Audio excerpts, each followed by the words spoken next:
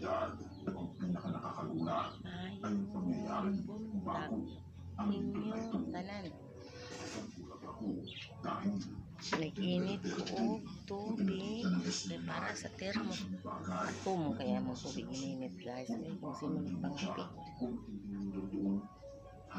Tiod lang nga. Akong ba naman sa pangay kape. Emangin.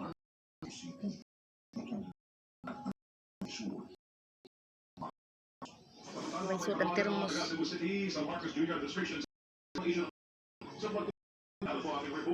Upuan-upuan akong tubig guys ha. Kadali lang ha.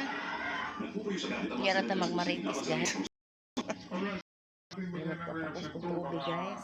Baka magbudol naman kayo mga kababayan dito. Itong grupo na ito nasa Sibulan na rally. Yan ay mga sulit VP Sara Duterte supporters. Pinagsisigaw nila si PBBM mag-resign. Bakit hindi nila sinisigaw yung ibang magnanakaw, di ba?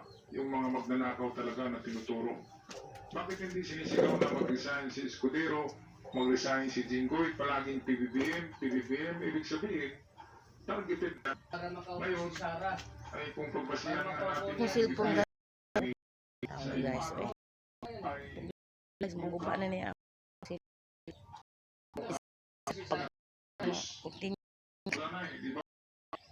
Guba sa na lang. Hindi na kakablag-blag guys. Kaputo lang akong pagkuhan. Palit. Sao na lang. Kay cellphone. At yung civilian way ba? Di ba bakit PBBM? Si PBBM ang pumuksaan ng sindikato na yan eh. Kaya talaga, dito makikita ang usok guys. Kaya hindi sa first mga kababayan. Kahoy. Ito nga, di ba? Ilang araw lang bago sila nagsigaw ng mag-resign si nangyari. Di ba? Pero ito'y coincidence lang naman siguro. Di ba? Pero wala tayong magawa niyan eh. Kung ganyan talaga ang gusto ng Diyos. Pero palagay ko ay Naami sumba guys. Kada Sabado guys. Naami sumba. Sa mga women dito. Sa mga women na nagimi Sabado.